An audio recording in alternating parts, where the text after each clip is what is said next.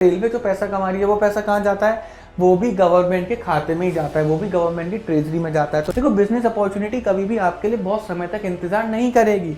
आपको मौके आपको बहुत समय तक आपके लिए रुके नहीं रहेंगे। अगर आपको कोई अपॉर्चुनिटी कोई मौका दिख रहा है जिससे आप अपने बिजनेस को बढ़ा सकते हैं तो आपको वो तुरंत की तुरंत ग्रैब करना पड़ेगा। इंडिपेंडेंट होती है ये पैसा रेस करने को, तो ये गवर्नमेंट ट्रेजरी से इसको पैसा नहीं मिलता। The owner is the government, government owner है। तुम्हारी क्वालिटी का गुड्स बना रहे हैं ना, private sector listening to me and the public sector, मैं तुम्हारी क्वालिटी का गुड्स बना के दे रहा हूँ, तुमसे 20% सस्ते रेटों में दे रहा हूँ, करके दिखाओ। प्राइवेट सेक्टर को खतरा पहुंचेगा। भाई और बात तो ठीक है, मेरे जैसा गुड्स 20% सस्ता, कंपटीशन क्रिएट होगा।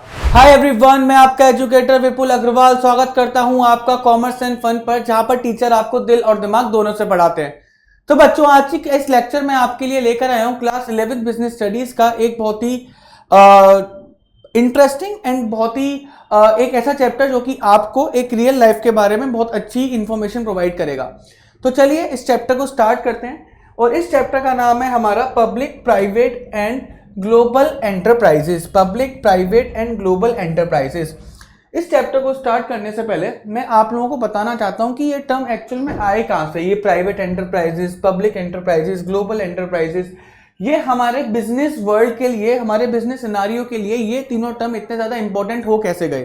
ठीक है, क्या ऐसे इवेंट्स हुए थे पास्ट के अंदर जिस वजह से हमारा जो बिजनेस एनवायरनमेंट है पूरा इंडिया का, वो इन तीन पार्ट्स में डिवाइड है कि प्राइवेट, ग्लोबल और पब्लिक सेक्टर्स में कैसे डिवाइड हुआ, हम इसके ऊपर बात करते हैं। बच्चों, मैं अपने पेड बैचेस में बोलता हूं कि एक डेट जो सबको याद होनी चाहिए, एक साल जो हमेशा कॉमर्स के स्टूडेंट को याद होना चाहिए, और वो होना चाहिए हमारा 1991। 1991 एक ऐसा ईयर था जिसके अंदर मतलब एक तरीके से it is a very historical year for the Indian economy, क्योंकि उस टाइम के जो हमारे फॉर्मर फाइनेंस मिनिस्टर थे डॉक्टर मनमोहन सिंह जी, जो बाद में प्राइम मिनिस्टर भी बने थे, वो उन्होंने इकोनॉमिक रिफॉर्म्स करा था। इस 1991 में इकोनॉमिक रिफॉर्म्स करा था। मतलब इस इकोनॉमिक रिफॉर्म्स में लिबरलाइजेशन की एक पॉलिसी लेकर आई थी, लिबरलाइजेशन पॉलिसी लाई गई थी, प्राइवेटाइजेशन पॉलिसी लाई गई थी एंड ग्लोबलाइजेशन नाम की एक पॉलिसी लेकर आई गई थी। क्लियर है?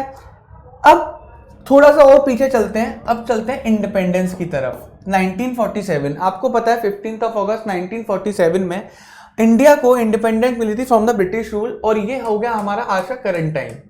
ठीक है, आज तक का टाइम। सो ये टाइमलाइन ना दो पार्ट्स के अंदर डिवाइड हो गई। एक हुई थी प्री इकोनॉमिक रिफॉर्म्स जो कि ये वाला टाइम है, और एक है हमारा पोस्ट इकोनॉमिक रिफॉर्म्स जो कि ये वाला टाइम है। थोड़ा सा इस चीज को समझ के चलते हैं कि 1991 में ऐसा क्या हुआ था जिसकी वजह से ये दो पार्ट में हमारे लिए डिवाइड हो गया। 1991 से पहले जब हमारा देश आजाद हुआ था 1947 में, उस टाइम पर गवर्नमेंट के आगे बहुत बड़ा चैलेंज था कि भाई हमारे इकोनॉमिक स्ट्रक्चर होना कैसा चाहिए। तो गवर्नमेंट ने उस टाइम पर जो इकोनॉमिक स्ट्रक्चर बनाया था, मैं बहुत शॉर्ट में बता रहा हूं, तो गवर्नमेंट ने जो प्रायोरिटी दी थी इस टाइम पे जो गवर्नमेंट ने प्रायोरिटी दी थी, वो प्रायोरिटी दी थी सिर्फ और सिर्फ पब्लिक सेक्टर को, सिर्फ और सिर्फ पब्लिक सेक्टर को। गवर्नमेंट ये बोलती थी कि इस टाइम पर हमारा जो कंडीशन है बहुत ज़्यादा वल्नरेबल है। इस जगह पर जो हमारा मेजर जो पॉपुलेशन है वो एक क्राइसिस से जूझ रही है, लोगों का जो डिस्पोजेबल इनकम है वो बहुत ज़्यादा कम है। तो इस टाइम पर गवर्नमेंट को खुद से रेस्पॉन्सिबिलिटी लेनी पड़ेगी कि उनको गुड्स एंड सर्विसेज प्रोवाइड करवाई जाए। क्लियर है? अगर गवर्नमेंट ऐसा करेगी तो गवर्नमेंट एक better quality goods at a better rates provide करवा पाएगी। गवर्नमेंट का ये भी मानना था कि अगर इस समय हम लोग प्राइवेट सेक्टर को रोल में लेकर आ जाएंगे तो उसका नुकसान ये हो सकता है कि प्राइवेट सेक्टर मतलब ना कि पब्लिक के बारे में सोचेगा, वो अपनी प्रॉफिटेबिलिटी के बारे में ज़्यादा सोचेगा, जिसकी वजह से हो सकता है कि पब्लिक को जो बेनिफिट पहुंचना चाहिए वो बेनिफिट ना पहुंचे। तो प्रायोरिटी दी गई थी किसे? पब्लिक सेक्टर को। प्राइवेट सेक्टर को रोल मतलब जो इकोनॉमी में बहुत ही ज़्यादा कम रोल दिया गया था, नेग्लिजिबल रोल दिया गया था इसे। और ग्लोबल सेक्टर को तो बिल्कुल, यानी कि जो कंपनी जो कि इंडिया में, फॉरेन कंपनी जो कि इंडिया में अपना बिजनेस कर रही थी, उनको तो बिल्कुल मना कर दिया था, इसको बिल्कुल नेग्लिजिबल रोल था इसका। क्लियर? बट जब देश आगे बढ़ता गया, साल बाई साल निकलते चले गए, 1991 तक हमारे देश में बहुत ज़्यादा फाइनेंशियल क्राइसिस होने लगा था। हम लोगों के पास काफ़ी कम फॉरेन रिजर्व बचे थे। उस जगह पर डॉक्टर मनमोहन सिंह को डेफिनेटली हमें बाहर से पैसा चाहिए था, so that we can maintain our foreign reserve, और हम अपनी इकोनॉमी में पैसे को इंसर्ट कर सकें ताकि हमारी इकोनॉमी बूस्ट हो सके। तो जब डॉक्टर मनमोहन सिंह जी ब्रिटेन गए थे, तो वहां से जब पैसा लेने गए थे तो वहां पे बोला गया था कि भाई 3 कंडीशन पे पैसा देंगे, तुम्हें अपनी इकोनॉमी के अंदर ये चेंजेस लाने पड़ेंगे। अब इन चेंजेस की वजह से जो हमारी इससे जो प्री इकोनॉमिक रिफॉर्म्स जो हमारी इकोनॉमी थी उसके अंदर क्या चेंजेस मिले। पहला लेकर आए वो लिबरलाइजेशन। लिबरलाइजेशन के अंदर क्या था, लिबरलाइजेशन बेसिकली जो गवर्नमेंट की स्ट्रिक्टनेस खत्म हो गई थी। जो गवर्नमेंट पहले स्ट्रिक्टनेस थी, रेस्ट्रिक्शंस थे, रेस्ट्रिक्शंस क्या हो चुके थे, खत्म हो चुके थे। पहले एक एग्जांपल इसका देता हूं, अगर पहले कोई प्राइवेट सेक्टर अपना बिजनेस करना चाहता है, ठीक है, तो उसको गवर्नमेंट से परमिशन लेनी पड़ेगी, लाइसेंसेस लेने पड़ेंगे, मल्टीपल लाइसेंसेस लेने पड़ेंगे। अगर उसे अपना बिजनेस बड़ा करना है, नई ब्रांचेस ओपन करनी है, या फिर अपना बिजनेस स्टार्ट भी करना है, तो विदाउट गवर्नमेंट लाइसेंसेस वो ऐसा नहीं कर सकता। तो सबसे पहले गवर्नमेंट ने वो लाइसेंसिंग सिस्टम खत्म करा कि अब प्राइवेट सेक्टर को गवर्नमेंट से परमिशन लेने की नीड नहीं है। कुछ पर्टिकुलर स्पेसेस फिर भी छोड़े गए थे कि जहां पर सिर्फ और सिर्फ गवर्नमेंट रहेगी। जैसे आपका क्या बोलते हैं, डिफेंस वाला जो एरिया था, है ना, वो गवर्नमेंट के पास रहेगा। जो आपका क्या बोलते हैं, जो हथियारों वाला एम्यूनेशन वाला एरिया था वो गवर्नमेंट के पास रहता। फिर भी गवर्नमेंट ने कुछ एरियाज सिर्फ और सिर्फ अपने पास छोड़े, और बाकी के जो एरियाज थे वो पूरा का पूरा प्राइवेट सेक्टर को ओपन कर दिया कि तुम बिना अब किसी परमिशन के इन एरियाज में क्या कर सकते हो, अपना बिजनेस कर सकते हो। ना तुम्हें बिजनेस ओपन करने के लिए लाइसेंस लेने की जरूरत है, ना बिजनेस को इवॉल्व करने के लिए लाइसेंस के लिए जरूरत है, ना बिजनेस को एक्सपेंड करने के लिए लाइसेंस की जरूरत है। लाइसेंसिंग खत्म कर दी थी। प्राइवेटाइजेशन में ये हुआ था कि जो पब्लिक सेक्टर था, ये पब्लिक सेक्टर के असेट को बेच कर क्या करने लगे थे, पब्लिक के लिए मतलब बेसिकली पब्लिक अब क्या कर सकती थी, पब्लिक सेक्टर के अंदर इन्वेस्ट कर सकती थी। तो पब्लिक सेक्टर के जो एसेट्स थे, जो शेयर्स थे, वो नाउ पब्लिक को फॉर सेल अवेलेबल करवा दिए थे। बेसिकली उनका आईपीओ निकाल दिया गया था। ग्लोबलाइजेशन में क्या करा गया था कि जो ग्लोबल सेक्टर था, जो फॉरेन कंपनीज थी, उनको इनवाइट करा गया था कि आओ इंडिया में अपनी फैक्ट्री सेटअप करो, अपना इंडिया में आओ, बिजनेस करो। जिसका कि फायदा क्या होगा, तो प्राइवेट सेक्टर अगर बिजनेस करने के लिए उतरेगा तो डेफिनेटली एम्प्लॉयमेंट जनरेट होगा, है ना। अगर प्राइवेटाइजेशन जो हुआ था, जिसकी वजह से अब पब्लिक क्वेश्चनिंग कर सकती है, ठीक है, कि भाई हमारा पैसा लग रहा है, ऐसा क्यों कर रहे हो, ऐसा क्यों कर रहे हो, जिसकी वजह से इनके ऊपर अकाउंटेबिलिटी बढ़ेगी, अब ये काम ढंग से कर पाएंगे। ग्लोबलाइजेशन का मेन फायदा ये हुआ था कि जो प्राइवेट सेक्टर और पब्लिक सेक्टर जो इंडिया में एग्जिस्टिंग था ऑलरेडी, उसको पता चलेगा कि भाई इंटरनेशनल स्टैंडर्ड्स क्या हैं, तो उसी के हिसाब से उनकी कॉम्पिटिटिव स्ट्रेंथ बढ़ाने के लिए ग्लोबल कंपनीज को इंडिया में लाया गया था, ठीक है। और ग्लोबल कंपनीज इंडिया में जब आएंगी तो फॉरेन डायरेक्ट इन्वेस्टमेंट इंडिया के अंदर आएगा, साथ में एम्प्लॉयमेंट बढ़ेगा। बात ही समझ में यहाँ पे नहीं आई। तो यहां से एक्चुअल में इंडिया की इकोनॉमी में इन 3 चीजों का बहुत ज्यादा क्या होने लगा, रोल इंक्रीज होने लगा। तो पब्लिक सेक्टर तो ऑलरेडी था ही, है ना, प्राइवेट सेक्टर का भी रोल अब इंक्रीज होने लगा। इस चक्कर में आज हम इस चैप्टर के अंदर पढ़ रहे हैं, ठीक है, ग्लोबल सेक्टर का, जैसे हम लोग बोलते हैं ग्लोबल एंटरप्राइजेस, उसका भी रोल इंडिया के अंदर काफी बढ़ने लगा। अब अगर मैं इस चैप्टर की बात करूं तो इस चैप्टर में हम लोग जो पढ़ने वाले हैं वो पब्लिक को पढ़ने वाले हैं और ग्लोबल को पढ़ने वाले हैं, क्योंकि प्राइवेट हम लोग लास्ट चैप्टर के अंदर कर चुके हैं। जितने भी हमने फॉर्म्स ऑफ बिजनेस ऑर्गेनाइजेशन पढ़े थे, चाहे वो सोल प्रोप्राइटर था, चाहे वो पार्टनरशिप था, चाहे वो हिंदू अनडिवाइडेड फैमिली बिजनेस था, कोऑपरेटिव सोसाइटीज थी, जो हमारा ज्वाइंट स्टॉक कंपनी था, वो प्राइवेट सेक्टर का पार्ट था, वो हम पढ़ चुके हैं। तो इस चैप्टर में पब्लिक एंड ग्लोबल एंटरप्राइजेस हम लोग पढ़ेंगे। चलिए फिर स्टार्ट करते हैं। पब्लिक एंटरप्राइजेस थे, तो कितने फॉर्म्स, मतलब पब्लिक एंटरप्राइजेस के फॉर्म्स कितने होते हैं। There are 3 types of public enterprises. पहला departmental undertaking, statutory corporation, government company. इन तीनों में एक बात कॉमन होती है कि इनका जो ओनर होती है, ओनर वो कौन होती है, गवर्नमेंट होती है। कौन होती है, गवर्नमेंट। चाहे वो स्टेट गवर्नमेंट हो सकती है ना, चाहे वो यूनियन गवर्नमेंट, यानी कि जिसे हम लोग सेंट्रल गवर्नमेंट भी बोलते हैं, सेंट्रल जो प्राइम मिनिस्टर वाली पार्टी होती है, सेंट्रल गवर्नमेंट भी हो सकती है, ठीक है, और स्टेट प्लस सेंट्रल भी हो सकती है, स्टेट प्लस सेंट्रल भी हो सकती है। क्लियर है, आ जाइए। डिपार्टमेंटल अंडरटेकिंग क्या होता है, इसको समझने से पहले हम कुछ चीजें देखते हैं। जैसे अभी बच्चों इलेक्शन हुए थे, तो क्या बोलते हैं, एनडीए उस इलेक्शन में जीती थी, ठीक है, एनडीए ने अपनी जो थी कॉन्फिडेंस प्रूव करा पार्लियामेंट में। तो हमारे कौन बने, prime minister, who is the head of all the ministers. Prime minister हमारे हेड थे। अब उनके अंदर कुछ वेरियस मिनिस्ट्रीज आई, जैसे रोड मिनिस्ट्री आई, ठीक है, road and transport ministry, clear, transport ministry, defence ministry, आपका रेलवे मिनिस्ट्री, ठीक है, कम्युनिकेशन मिनिस्ट्री और फूड से रिलेटेड मिनिस्ट्री, ये सारी चीज़ें आई इसके अंदर, ठीक है। तो एक्चुअल में क्या है कि जैसे रेलवे, हम इंडियन रेलवेज की बात करते हैं तो वो किस मिनिस्ट्री के अंदर आएगी? रेलवे मिनिस्ट्री के अंदर आएगी हमारी, कौन सी? Indian railways. तो ये इंडियन रेलवेज एक ऐसी अंडरटेकिंग है, एक ऐसी ऑर्गेनाइजेशन है जो कि डायरेक्टली किसके जो कि ओनर कौन है? ऑफ कोर्स डेफिनेटली गवर्नमेंट है, और वो गवर्नमेंट की मिनिस्ट्री ही उसे क्या करती है? उसे कंट्रोल करती है। इसका अपना कोई वजूद नहीं है। अगर मैं इसके में टर्म्स में बोलूँ तो किसी को सेपरेट एंटिटी नहीं है, नो सेपरेट एंटिटी, कोई भी इसकी सेपरेट एंटिटी नहीं है। It is a part of the government system, ये गवर्नमेंट सिस्टम का एक पार्ट है, इसमें कोई सेपरेट एंटिटी नहीं है। यानी कि इंडियन रेलवेज को ऐसा गवर्नमेंट ही देखा जाता है कि ये गवर्नमेंट का ही है, ठीक है, इसका अपना अलग से कोई वजूद नहीं है, ठीक है। It is a part of the government, और यही होती है बच्चों क्या? Departmental undertaking. सो बेसिकली ये क्या हो गया? Indian railways is a department of the railways. तो ठीक है, क्या हो गया? Department of the railway ministry. तो it is a departmental undertaking, it is actually a government organisation ही होती है ये, ठीक है, ओन बाय द गवर्नमेंट, और गवर्नमेंट और इसमें कोई भी डिफरेंस नहीं माना जाता, ठीक है। सो it is the oldest and most traditional. Why it is oldest? क्योंकि इंडिपेंडेंस के बाद से यही तो चीजें चली हुई आ रही हैं। This is the oldest and most traditional form of organizing public enterprises, ठीक है। The enterprises are established as a department of the ministry। तो basically रेलवे मिनिस्ट्री का डिपार्टमेंट है क्या? Indian railways. Is it clear? And are considered part or extension of the ministry itself, और ये ministry का ही part माना जाता है, बेसिकली गवर्नमेंट का ही एक हिस्सा है ये, इसका अलग से कोई वजूद नहीं है, इसका अलग से कोई इसे एस्टेब्लिश नहीं करा गया। It is a part of that government. Government को जो अपने फंक्शंस करने होते हैं ना, वो इन्हीं डिपार्टमेंट्स के थ्रू करती है, इन्हीं अंडरटेकिंग्स के थ्रू करती है। Is that clear? and were considered part or an extension of the military itself. The government functions through this department. Government जो अपने काम करती है वो इन डिपार्टमेंट के थ्रू ही करती है, ठीक है। गवर्नमेंट को जैसे रेलवे सर्विस प्रोवाइड करवाना, ठीक है, जैसे पोस्ट ऑफिस जो गवर्नमेंट के अंदर आता है। तो ये जो गवर्नमेंट इतने भी अपने काम करती है ना, अपने फंक्शंस करती है, अपनी ड्यूटीज को पूरा करती है, वो इन डिपार्टमेंट्स के थ्रू करती है। And activities perform by them are integral part of the functioning of the government.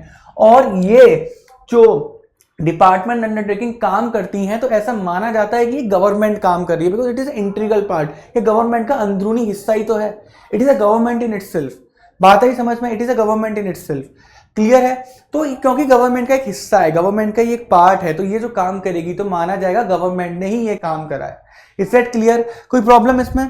Example railways, post and telegraph department. तो पोस्ट एंड टेलीग्राफ किसके अंदर आएगा? अगर हम यहाँ पर देखें, पोस्ट एंड टेलीग्राफ कम्युनिकेशन के अंदर आएगा। जो इंडियन पोस्ट ऑफिस जो चल रहा है, it is a departmental undertaking, it is departmental undertaking of the communication ministry, it is a part of the government in itself, ठीक है। तो अगर मान के चलो तो पोस्ट ऑफिस कोई भी काम करेगा तो वी एज्यूम कि हाँ ये काम गवर्नमेंट ने करा है। Is that clear? Is that clear? वो गवर्नमेंट का ही हम लोग क्या मानते हैं? हिस्सा मानते हैं। कैरेक्टरिस्टिक क्या होते हैं कि इन एंटरप्राइजेस को फंडिंग होती है, जो पैसा इन एंटरप्राइजेस को मिलता है वो गवर्नमेंट ट्रेजरी से ही मिलता है। आपने देखा होगा कि 1 फरवरी को हर साल यूनियन बजट आता है। वो यूनियन बजट एक्चुअल में उसमें इन यूनियन बजट जो होता है उसके अंदर इनका फंडिंग डिसाइडेड होता है कि पूरे साल में इन डिपार्टमेंटल अंडरटेकिंग को इतना पैसा दिया जाएगा। और ये डिपार्टमेंटल है ना, ये एक बात है, annual appropriation from the budget of the government. तो इनको जो पैसा मिलता है वो बजट के एक हिस्से से मिलता है। They are subject to the accounting and audit control applicable to the other government activities। अच्छा, इनके ऊपर अकाउंटिंग एंड ऑडिट कंट्रोल्स भी अप्लाई होते हैं बेसिकली, यानी कि गवर्नमेंट के कुछ रूल्स है कि भैया कुछ एंटरप्राइजेस को अपनी अकाउंटिंग करनी पड़ेगी, इसके इस फॉर्मेट के अकॉर्डिंग करनी पड़ेगी, इन रूल्स एंड रेगुलेशंस को फॉलो करनी पड़ेगी। तो वो रूल्स एंड रेगुलेशन यहाँ पर भी इनके ऊपर भी लगते हैं, ठीक है। इसका जो ऑडिटिंग करता है CAG करता है, controller and auditor general of India, ठीक है। तो अकाउंटिंग भी इन्हें करनी पड़ती है, इनका ऑडिट भी होता है। तो ऐसा नहीं है कि गवर्नमेंट एंटरप्राइजेस हैं तो ये अपने हिसाब किताब से या चेकिंग से बच जाएंगे, नहीं, हिसाब किताब भी मेंटेन करेंगे, खाते भी बनाएंगे, अकाउंटिंग भी करेंगे, साथ ही साथ उन अकाउंटिंग का एग्जामिनेशन भी करा जाएगा कि जो तुमने खाते बनाए वो ठीक बनाए या फिर नहीं बनाए। ऐसा तो नहीं है कहीं पे कोई फाइनेंशियल फ्रॉड वगैरह चल रहा हो।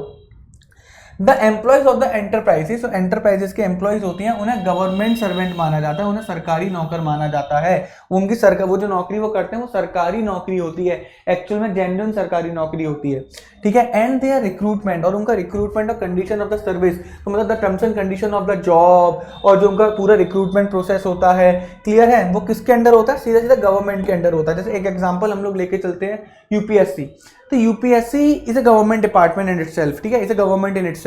तो वही पेपर कंडक्ट कराएगा, वही रिक्रूटमेंट पूरा प्रोसेस करेगा, ठीक है। रिक्रूटमेंट मतलब सिलेक्शन करना लोगों का कि कौन कौन से बंदे हम लोग सेलेक्ट करना चाहते हैं, ठीक है। और वो जो बंदे सेलेक्ट होंगे उनको क्या बोला जाएगा, गवर्नमेंट एम्प्लॉयज बोला जाएगा। उनके ऊपर गवर्नमेंट के बनाए रूल्स एंड रेगुलेशंस लगेंगे कि सैलरी कितनी मिलेगी, कैसे मिलेगी, क्या क्या पर्क्स मिलेंगे, तो वो जो गवर्नमेंट डिसाइड करेगी वही उनको दिया जाएगा। They are accountable to the ministry. तो जैसे एक एग्जांपल मैं लेके चलता हूँ कि इंडियन रेलवेज का मान के चलो कोई हेड है, अगर उस हेड को कोई रेस्पॉन्सिबिलिटी दी गई कि भाई तुझे ये काम करना है, तो वो रिपोर्ट किसे करेगा, वो अपने मिनिस्टर को रिपोर्ट करेगा, जो इस समय वैष्णव जी हैं। क्लियर है, कोई प्रॉब्लम इसमें? No. Since their management is directly under the concern ministry, ये मिनिस्ट्री के अंडर आते हैं, it is generally considered to be a major sub division of the government department and is subject to the direct control of the ministry. तो ये ministry के direct control में आते हैं, गवर्नमेंट डिपार्टमेंट का एक सब डिवीजन ही माना जाता है। Basically it is a part of the government, it is a part of the government. Clear है? जो आपको इसमें बात रखने वाली है वो ये है, ये इंपॉर्टेंट चीज है कि जो इनको पैसा मिलता है वो गवर्नमेंट ट्रेजरी से मिलता है। अच्छा, अगर ये कोई डिपार्टमेंटल अंडरटेकिंग मान के चलो, रेलवे जो पैसा कमा रही है वो पैसा कहाँ जाता है, वो भी गवर्नमेंट के खाते में ही जाता है, वो भी गवर्नमेंट की ट्रेजरी में जाता है। तो इनको जो फंडिंग मिलती है वो भी गवर्नमेंट ट्रेजरी से मिलती है, और जो पैसा जाता है कमाया हुआ वो भी गवर्नमेंट ट्रेजरी के अंदर ही जाता है। क्लियर? इसके मेरिट्स क्या हैं? These undertaking facilitate the parliament to exercise effective control over their operation. So basically what is parliament? Parliament जहाँ पर भाई गवर्नमेंट में सेलेक्टेड हुए लोग बैठते हैं, डिस्कशन करते हैं, तो basically it is a government, parliament is a government. तो पार्लियामेंट की हेल्प करता है ताकि पार्लियामेंट अपना काम ढंग से कर सके। बेसिकली गवर्नमेंट के कुछ फंक्शन होते हैं कि हमें रेलवेज भी देखना है, हमें कम्युनिकेशन भी देखना है, हमें रोड एंड ट्रांसपोर्टेशन भी देखना है ना, हमें क्या बोलते हैं फॉरेन रिलेशंस भी देखने हैं। तो गवर्नमेंट क्या करती है, उनको अलग अलग डिपार्टमेंट्स में, अलग अलग मिनिस्ट्री में डिवाइड कर देती है, उन मिनिस्ट्री के डिपार्टमेंट होते हैं। तो गवर्नमेंट को जो सारे काम करने होते हैं वो इन डिपार्टमेंट्स के थ्रू करती है, जिसकी वजह से हेल्प होती है पार्लियामेंट की, गवर्नमेंट की, कि वो अपने काम ढंग से कर पाते हैं, है ना। These ensure a high degree of public accountability. ओ हो, जितना भी पैसा ये लोग यूज करते हैं, मैंने बोला ना बजट से जो पैसा आएगा वो बजट है किसका, वो पैसा किसका? This are the money of public, वो पब्लिक का ही तो पैसा है। तो पब्लिक इन लोगों से क्वेश्चन पूछ सकती है कि भाई जो रेलवेज है ना, जो रेलवेज तुम चला रहे हो उस पर इतना पैसा खर्च हो, कहाँ से आया? तुम ऐसा तो नहीं है कहीं पैसा वेस्ट कर रहे हो? क्या तुम जो पैसा खर्च कर रहे हो रेलवेज के ऊपर, क्या वो सच है? पिछली बार रेलवे ने कितना कमाया बताओ? तो पब्लिक अकाउंटेबिलिटी बहुत है, पब्लिक क्वेश्चन पूछ सकते हैं, इन्हें पब्लिक को आंसर देना पड़ेगा कि हाँ ठीक है, रेलवे ने इतना पैसा कमाया, वो पैसा वहाँ गया, उतना पैसा खर्च हो गया, उसके ऊपर खर्चा हुआ इन जगह पर हुआ, ये देखो वंदे भारत चल रही हैं, हमने अभी नए ट्रैक्स चेंज करे हैं, अभी हम redevelopment of the railway station कर रहे हैं, काफ़ी इंडिया में रेलवे स्टेशन का रीडेवलपमेंट हुआ है। तो इन्हें पब्लिक को अपनी आंसरिंग देनी पड़ती है, पब्लिक इनसे क्वेश्चन पूछ सकती है। और ये क्वेश्चनिंग करी कहाँ जाती है, ये क्वेश्चनिंग करी कहाँ जाती है? क्वेश्चनिंग करी जाती है पार्लियामेंट के अंदर। हर एरिया से एक रिप्रेजेंटेटिव चुना जाता है, जिसे बोलते हैं मेंबर ऑफ पार्लियामेंट। तो पब्लिक उससे क्वेश्चन पूछती है, वो पब्लिक के क्वेश्चन ले जाके पार्लियामेंट में जाकर नेताओं से पूछता है कि बताओ तुमने इस पैसे का क्या करा, ऐसा क्यों हुआ, इसको सुधारने के लिए तुम क्या करोगे। तो पब्लिक अकाउंटेबिलिटी यहाँ पर बहुत है। द रेवेन्यू, जो रेवेन्यू यानी कि जो पैसा ये एंटरप्राइजेस अर्न करती हैं वो ट्रेजरी में जाता है, गवर्नमेंट ट्रेजरी में ही जाता है ना। तो गवर्नमेंट के लिए एक तरीके से सोर्स ऑफ इनकम है, गवर्नमेंट के लिए ये डिपार्टमेंट्स एक कमाई का जरिया है, डिपार्टमेंटल अंडरटेकिंग्स एक कमाई का जरिया है। और जहाँ पर मेरिट्स हैं, जहाँ पर नेशनल सिक्योरिटी की बात आती है कि भाई हमारे देश की बात है, हमारे देश की सिक्योरिटी की बात है, तो ये सबसे ज़्यादा सूटेबल होती हैं, क्योंकि ये जो कि ये किस में आती है, डायरेक्ट कंट्रोल में, सुपरविजन मिनिस्ट्री के डायरेक्ट कंट्रोल में, बेसिकली गवर्नमेंट के डायरेक्ट कंट्रोल में आती हैं, ठीक है। गवर्नमेंट के क्योंकि डायरेक्ट कंट्रोल में आती है तो ये नेशनल सिक्योरिटी के लिए सबसे बेस्ट ऑर्गेनाइजेशन होती है। ये यहाँ पर अपने देश के बारे में पहले सोचेंगे, ना ही अपने पर्सनल पर्पस के बारे में। क्लियर है? देश सबसे पहले आएगा इनके लिए। इनका नुकसान क्या है? Departmental undertaking fail to provide flexibility which is essential for the smooth operation of the business. What do you mean by the flexibility? Flexibility का मतलब होता है कि जैसे मान के चलो सिनारियो कुछ कंडीशंस बदल गई, बिजनेस कंडीशंस बदल गई, तो उसके हिसाब से डिपार्टमेंट को, जो डिपार्टमेंट रेलवेज मान के चलो जो काम कर रहा है, उसको उन कंडीशंस के हिसाब से अपनी चीज़ों को बदलना पड़ेगा। हाँ है ना? क्लियर है नहीं क्लियर है? जैसे एग्जाम्पल हम लोग लेके चलते हैं कि आज के टाइम पर इंसान ये चाहता है कि भाई उसको ना एक लग्जरी ट्रेन मिल जाए जो कि उसे एक जगह से दूसरी जगह बहुत जल्दी पहुंचा दिया जाए, है ना? तो वंदे भारत इंट्रोड्यूस करी गई उस चीज़ के लिए। तो तुम्हें क्या लगता है कि ऐसी चीज़ें जो होती हैं वो ये लोग खुद से अपने आप से डिसाइड कर लेते हैं, या इतनी छोटी छोटी चीज़ों खुद से अपने आप से डिसाइड करके उन्हें चेंज कर लेते हैं? The answer is no. इनको अपने सुपीरियर से पूछना पड़ता है, मिनिस्टर से परमिशन लेनी पड़ती है, इनके सुपीरियर उनसे परमिशन लेनी पड़ती है, हर चीज़ की परमिशन लेनी पड़ती है, उसके बाद जाकर ये काम को आगे कर पाते हैं। सो रेस्ट्रिक्शंस, फ्लेक्सिबल मतलब एक तरीके से स्टैग्नेटिव बहुत है, ठीक है? जैसी चीज़ें चल रही हैं वैसे ये लोग चलते रहने देंगे। जब ऊपर से अप्रूवल मिलेगा, प्रपोजल देंगे, बहुत टाइम बाद अप्रूवल मिलेगा, तब जाके चीज़ें चेंज होंगी। खुद से चीज़ें चेंज नहीं कर सकते, खुद से डिसीजन नहीं ले सकते, इन्हें परमिशन लेना पड़ेगा। तो फ्लेक्सिबिलिटी नहीं है यहाँ पर, है ना? जो कि बहुत ज़रूरी होती है अगर आपको कोई भी बिजनेस आराम से चलाना है। आपको पता है बिजनेस एनवायरनमेंट कितनी जल्दी बदलता है, तो डिसीजन भी बहुत तेज़ी से लेने पड़ते हैं। बट यहाँ पे आप तेज़ डिसीजन ले ही नहीं सकते क्योंकि परमिशन लेनी पड़ेगी हर चीज़ के ऊपर से। इसकी वजह से फ्लेक्सिबिलिटी बिल्कुल भी नहीं है ना? अपनी आप नहीं चला सकते। The employees are head of the department, department के एम्प्लॉइज होते हैं, हेड होते हैं, are not allowed to take independent decision. मैंने बोला ना वो अपने डिसीजन खुद से नहीं ले सकते, उन्हें डिसीजन लेने पड़ेंगे तो अप्रूवल लेना पड़ेगा मिनिस्ट्री से। This leads to delays where prompt decisions are required. और जिस जगह पर अचानक से कोई डिसीजन लेना होगा, बहुत तेज डिसीजन लेना होगा, क्योंकि अप्रूवल में लग जाते हैं, तो वो डिसीजन लेने में बहुत देरी भी यहाँ पर देखने को मिलती है, डिसीजन मेकिंग बहुत स्लो रहता है। These enterprises are unable to take advantage of the business opportunities. The bureau, है ना? देखो बिजनेस अपॉर्चुनिटीज का ये एडवांटेज ले ही नहीं पाते। देखो बिजनेस अपॉर्चुनिटी कभी भी आपके लिए बहुत समय तक इंतजार नहीं करेगी। आपको बहुत समय तक आपके लिए रुके नहीं रहेंगे। अगर आपको कोई अपॉर्चुनिटी, कोई मौका दिख रहा है जिससे आप अपने बिजनेस को बढ़ा सकते हैं, तो आपको वो तुरंत की तुरंत ग्रैब करना पड़ेगा। बट क्योंकि यहाँ पर इंडिपेंडेंट डिसीजन नहीं ले सकते, तो अगेन परमिशन के लिए ऊपर जाना पड़ेगा, ब्यूरोक्रेट्स के पास जाना पड़ेगा, मिनिस्टर्स के पास जाना पड़ेगा। बट ब्यूरोक्रेट्स का over cautious nature, conservative nature, मतलब कि वो बहुत ज़्यादा संभल के चलते हैं कि लॉसेस ना हो, पैसा बर्बाद ना आ जाए। अगेन ना पब्लिक अकाउंटेबिलिटी उनकी भी प्रॉब्लम है कि भाई पब्लिक उनसे हिसाब मांगेगी। हम कोई भी मांग के चलो इन्वेस्टमेंट कर देते हैं, वो हमारा पैसा वेस्ट चला गया, हमें पब्लिक को जवाब देना पड़ेगा, उन लोगों को मिनिस्टर को जवाब देना पड़ेगा। तो क्योंकि यहाँ पर हर कोई इंसान बहुत ही कंजर्वेटिव, यानी कि बहुत ज़्यादा, है ना, लॉस प्रोटेक्शन, कि भाई लॉस ना हो, संभल के चलेगा। उस जगह पर क्या होता है कि ये अपना बिजनेस अपॉर्चुनिटी लूज कर देते हैं, है ना? बिजनेस अपॉर्चुनिटी लूज कर देते हैं, क्योंकि रिस्की है ना। बिजनेस अपॉर्चुनिटी एक तरीके से रिस्क भी लेकर आता है कि नई चीज़ है, तुम्हें नहीं पता क्या है क्या नहीं है, तुम पैसा डाल दोगे, इन्वेस्ट कर दोगे, नया प्रोडक्ट लॉन्च कर दोगे, तो हो सकता है पैसे की वेस्टेज भी उस चीज़ में हो जाए। यहाँ पर रेड टेपिज्म बहुत देखने को मिलता है। रेड टेपिज्म का मतलब कि पेपर वर्क बहुत ज़्यादा है, बहुत ज़्यादा। अगर कोई चीज़ मांग के चलो अप्रूव करवानी है तो 10 स्टेप के बाद अप्रूव की, पहले इस पर्सन का अप्रूवल, फिर इसका, एक का पहले होगा, फिर दूसरे के बाद जाएगा, फिर उसका मिलेगा, फिर तीसरे के बाद जाएगा। पेपर वर्क बहुत ज़्यादा है, फॉर्मेलिटीज़ बहुत ज़्यादा है, तो रेड टेपिज्म बहुत ज़्यादा है, जिसकी वजह से एक्शन नहीं लिया जाता unless is go through the proper channel of the authority. जब तक सारी जगह से अप्रूवल नहीं मिल जाता, जब तक वो फाइल पूरे सारे लोगों तक नहीं घूम लेती, आप रिक्वायर्ड चीज़ पे एक्शन नहीं ले सकते। पॉलिटिकल इंटरफेरेंस बहुत ज़्यादा है मिनिस्ट्री से। पॉलिटिकल इंटरफेरेंस का मतलब क्या हो गया? जैसे मान के चलो अभी जो नेताजी आए हैं, वो नेताजी कैसे सोचते हैं, उसका पूरा का पूरा इम्पैक्ट पड़ेगा उस पर्टिकुलर डिपार्टमेंट पे। तो अभी के जो हमारे रेलवे मिनिस्टर हैं, वो रेलवे को कैसे देखते हैं, उस चीज़ का बहुत इम्पैक्ट पड़ेगा कि आगे आने वाले सालों में वो रेलवे में कैसे काम करेंगे, उनका विजन क्या है रेलवे को लेकर, ठीक है? तो अब नेता, अलग अलग नेता आएंगे, ऐसा तो नहीं है कि हमेशा वही नेता रहेगा। एक नेता रहा 5 साल का, हो सकता है अगली बार चेंज हो जाए, हो सकता है उससे अगली बार चेंज हो जाए। तो चेंजेस यहाँ पर देखने को मिलते हैं, जिसकी वजह से विजन चेंज होते हैं, जिसकी वजह से काम करने का तरीका भी लोगों का क्या हो सकता है, चेंज हो सकता है। क्लियर है? तो पॉलिटिकल इंटरफेरेंस बहुत है। गवर्नमेंट का इंटरेस्ट, मान के चलो गवर्नमेंट है कि वो रेलवे में बहुत ज़्यादा इंटरेस्ट ले रही है, तो वो रेलवे में पैसा इन्वेस्ट करेगी, रेलवे इंप्रूव करेगा, है ना, लोगों का भी मोटिवेशन इंक्रीज होगा। बट एक ऐसी गवर्नमेंट आती है तो रेलवेज के लिए लेके बिल्कुल भी सीरियस नहीं, उसको तो लगता है रेलवेज कुछ है ही नहीं, तो रेलवेज में थोड़ा कम ध्यान देगी, रेलवेज को पैसा कम मिलेगा, रेलवे में काम करने वाले लोग भी थोड़ा ढीले डाले चलेंगे कि हमें कौन ही देख रहा है, हमारा कौन ही ध्यान रख रहा है, ठीक है? तो ऐसा डिपेंड करता है, depends upon the politics also, कि भाई कैसा नेता है, क्या सोच के साथ आ रहा है, ये सारी चीज़ें। These organization usually insensitive to the consumer need, ये कंज्यूमर नीड के लिए इनसेंसिटिव होती हैं, है ना। कंज्यूमर नीड के लिए इनसेंसिटिव मतलब कंज्यूमर नीड को ढंग से समझती नहीं है। अगेन ना, प्राइवेट नहीं है, इनका मुद्दा प्रॉफिट कमाना है ही नहीं। अगर इनका मुद्दा प्रॉफिट कमाना होता तो सबसे पहले कंज्यूमर नीड्स को ही आगे रखते, क्योंकि इनका मुद्दा प्रॉफिट कमाना है ही नहीं ना, सर्विसेज प्रोवाइड करवाना है पब्लिक को for the social welfare. Clear है। तो उसी हिसाब से कंज्यूमर की नीड्स को ढंग से नहीं समझते और उनको एडिक्वेट सॉल्यूशंस भी प्रोवाइड नहीं करवाते। नेक्स्ट जो आता है वो आता है बच्चों आपका statutory corporation.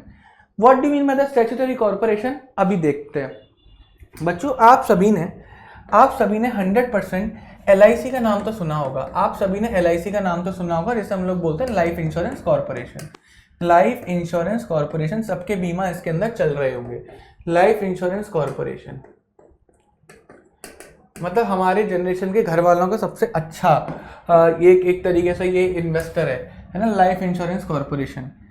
It is actually statutory corporation, क्योंकि ये गवर्नमेंट डिपार्टमेंट के अंडर नहीं आता, इसकी अपनी अलग से एक पहचान है, एक सेपरेट एंटिटी है ये, ठीक है, लीगली सेपरेट एंटिटी है। दूसरी चीज, अब इस सेपरेट एंटिटी से मिली कैसे है? सेपरेट एंटिटी से मिले क्योंकि इसको जो फॉर्म करा गया, इसको जो एस्टेब्लिश करा गया, इसको जो क्या बोलते हैं पावर दी गई, वो दी गई इसके एक सेपरेट एक्ट के थ्रू। सो इट इज, इसका एक क्या सेपरेट एक्ट है, इसके लिए अलग से एक स्पेशल लॉ बनाया गया, अलग से लॉ बनाया गया जिसे बोलते हैं हम लोग LIC एक्ट 1956। उसके अंदर इसकी पावर्स एंड फंक्शन गिवन है कि भाई इसके पास क्या क्या पावर्स है, क्या ये अपने डिसीजन खुद ले सकती है, क्या ये अपने डिसीजन किसी और मतलब गवर्नमेंट इंटरफेयर करेगी नहीं करेगी, तो उसके पास अपनी क्या ताकतें हैं, ये काम कैसे करेगी, ये क्या रूल्स एंड रेगुलेशंस, अपने अलग से ये रूल्स एंड रेगुलेशन फ्रेम करेगी। गवर्नमेंट के रूल्स एंड रेगुलेशन इसके ऊपर लागू नहीं होंगे कि अपने लिए एम्प्लॉयज कैसे हायर करने हैं, ये वो रूल्स एंड रेगुलेशन खुद बनाएगी। मेरे यहाँ पर एम्प्लॉय काम कैसे करेंगे, ये वो रूल्स एंड रेगुलेशन खुद बनाएगी, समझे, ठीक है। इंडिपेंडेंट होती है ये पैसा रेस करने को, तो ये गवर्नमेंट ट्रेजरी से इसको पैसा नहीं मिलता। It is an independent body जो कि अपना पैसा खुद रेस कर सकती है, चाहे पब्लिक से, चाहे अपनी रिटेन अर्निंग से, चाहे किसी से उधार लेकर, ये पैसा खुद पे खुद रेस कर सकती है। तो ये जो इसका एक्ट है, जो सेपरेट एक्ट है, वो इसकी power and functions, rules and regulations बताएगा। यही बात यहाँ पर करी गई है, यही बात यहाँ पे करी गई है। The statutory corporation of public enterprises brought into existence by a special act of parliament.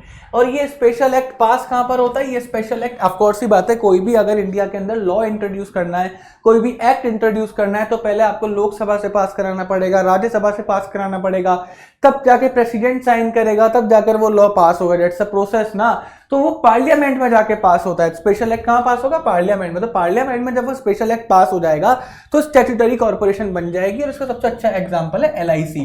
दूसरा एग्जांपल है SBI, state bank of India is also a statutory corporation.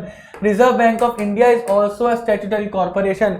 तो ये क्या है? इंडिपेंडेंट बॉडीज हैं, इनकी अपनी अलग से अपनी पहचान है, इनके खुद के अपनी पावर्स हैं, इनका काम करने का तरीका अलग है, अपने एम्प्लॉयज के लिए खुद ने इन्होंने रूल्स एंड रेगुलेशंस बना रखे हैं। और वो सारी चीजें कहां पर गिवन है? इनके एक्ट में गिवन है, जैसे LIC act 1956, SBI act 1955, SBI act 1955, ठीक है। तो ये एक्ट बताता क्या? ये एक्ट इनके पावर्स एंड फंक्शंस बताता है, रूल्स एंड रेगुलेशंस बताता है जो कि गवर्न करेंगे, जो कि किसके ऊपर लागू होंगे? इनके एम्प्लॉयज के ऊपर लागू होंगे। और इनका रिलेशनशिप भी बताता है गवर्नमेंट डिपार्टमेंट से। क्या गवर्नमेंट डिपार्टमेंट के क्या क्या चीजें जो है, जो गवर्नमेंट डिपार्टमेंट डिसाइड करेंगे, और क्या क्या चीजें जो है वो खुद डिसाइड कर सकते हैं। तो मेजोरिटी ऑफ द एरियाज ऐसे हैं कि जहां पर इन्हें डिसीजन लेने में गवर्नमेंट की परमिशन नहीं चाहिए, ये अपने दम पर डिसीजन ले सकते हैं, द फ्लेक्सिबिलिटी दिखती है। बट मेजोरिटी ऑफ द जगह पर, फिर भी कुछ जगह ऐसी बसती हैं जहां पे गवर्नमेंट इंटरफेयर करती है। कहां पर करती है अभी देखते हैं। So this is a corporate body, it is a corporate body created by the legislature, created by law. तो because it is created by an act and this act pass into the parliament, so it is legislative body, ठीक है। एक तो legislature ने पास करा, जिसकी अपनी खुद की पावर्स हैं, अपने खुद के फंक्शंस हैं, एंड इज फाइनेंशियली इंडिपेंडेंट। इसको पैसा लेने के लिए गवर्नमेंट का बजट झांकने की जरूरत नहीं है, ये अपना पैसा खुद से रेस कर सकता है। चाहे अपने प्रॉफिट को बिजनेस के अंदर इन्वेस्ट कर सकते हैं, चाहे पब्लिक से पब्लिक सब्सक्रिप्शन करके उनको अपने स्टैट्यूटरी कॉर्पोरेशन के शेयर्स पब्लिक को बेच करके वहां से पैसा ले सकते हैं, पब्लिक इशू कर सकते हैं, डेट ले सकते हैं। इन्हें झांकने की जरूरत नहीं है गवर्नमेंट के पास, ठीक है। और इनका क्या है, कंट्रोल होता है ओवर अ स्पेसिफाइड एरिया, मतलब कुछ पर्टिकुलर एरिया होता है जहां पर इनका 100% कंट्रोल होता है, वहां पे गवर्नमेंट इंटरफेयर कर ही नहीं सकती। बट कुछ एरिया ऐसे होते हैं जहां पे गवर्नमेंट इंटरफेयर कर भी सकती है। And a particular type of commercial activity, और कुछ एक्टिविटी ऐसी जो कुछ इनकी बिजनेस एक्टिविटीज ऐसी जहां पर गवर्नमेंट इंटरफेयर नहीं कर सकती।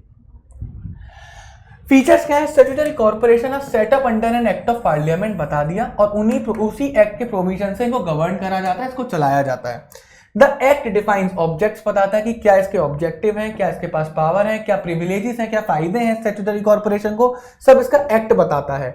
This type of organisation is wholly owned by government. अच्छा, still the owner is the government, the owner is the government, government owner है, गवर्नमेंट ओनर है तो डेट्स वाई गवर्नमेंट है, कहीं ना कहीं कुछ ना कुछ तो कंट्रोल रहेगा ना। उसके बाद भी क्योंकि इसका अलग से एक एक्ट पास है, वो एक्ट पास इस वजह से ही करा गया कि गवर्नमेंट का इंटरफेरेंस रिलेटिवली कम करा जाए, कि गवर्नमेंट अपने पॉलिटिकल फायदों के लिए इनका ज़्यादा यूज़ ना करे।